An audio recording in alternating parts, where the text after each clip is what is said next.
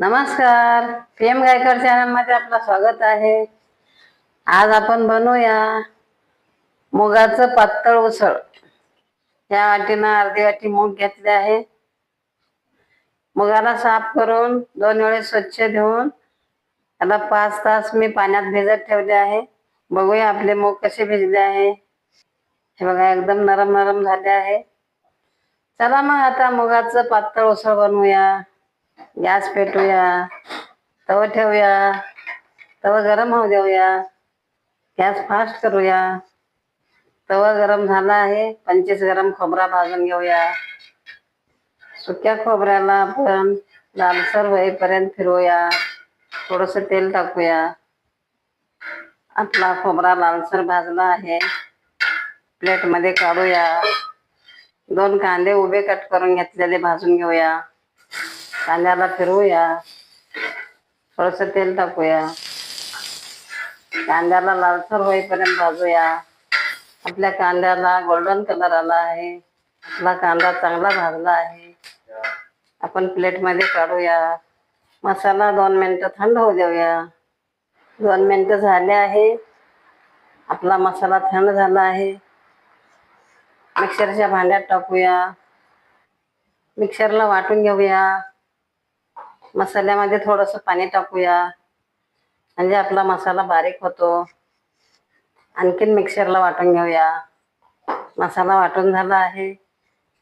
कसा वाटला बघूया. आपला मसाला एकदम बारीक बारीक वाटला आहे. आपल्याला असाच पाहिजे मसाला.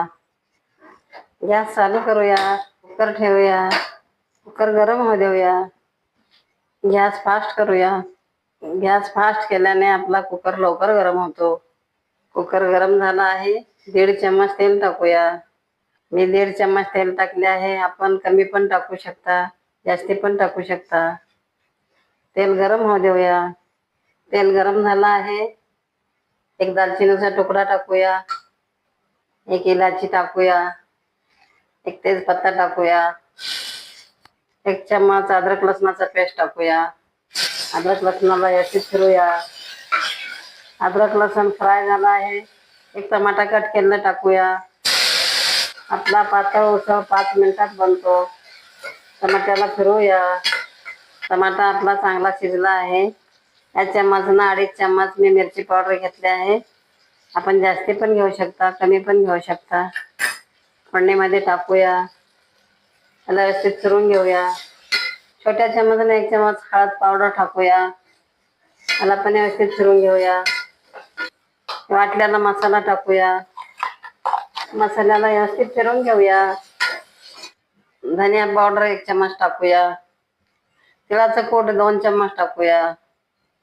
त्याला व्यवस्थित फिरून घेऊया. काश्मीरी मिरची 1 चम्मच टाकूया.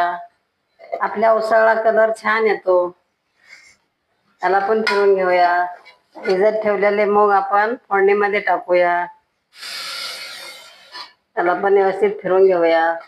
आपल्याला पातळ उसळ जेवढं पाहिजे तेवढं आपण पाणी टाकूया.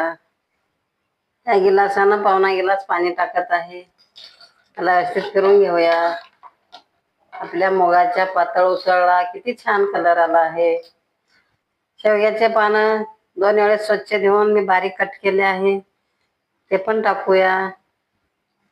म्हणजे आपला पातळ उसळ एकदम चविष्ट बनतो, पौष्टिक बनतो. चवीपुरतं मीठ टाकूया. मी अर्धा चम्मच मीठ टाकले आहे. त्याला फिरवून घेऊया. कुकरला ढक्कन लावूया. 2 शिट्ट्या करून घेऊया. आपले कुकरचे 2 शिट्ट्या झाले आहे. गॅस बंद करूया. कुकरचे 2 मिनिटं हवा जाऊ देऊया. साईडला ठेवूया.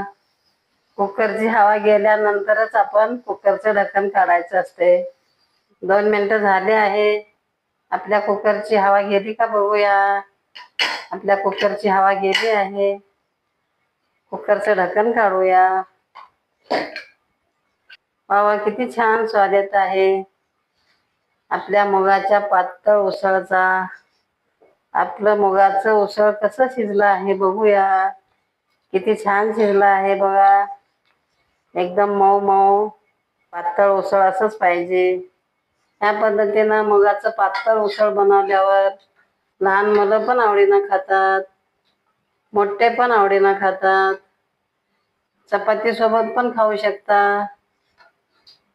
भाकरी सोबत पण खाऊ शकता, भातासोबत पण खाऊ शकता. या पद्धतीनं मुगाचं पातळ उसळ बनवून पहा, खाऊन पहा. जर तुम्हाला हा व्हिडिओ आवडल्यास व्हिडिओला लाईक करा. असेच व्हिडिओ पाहत राहण्यासाठी चॅनलला सबस्क्राईब करा. धन्यवाद.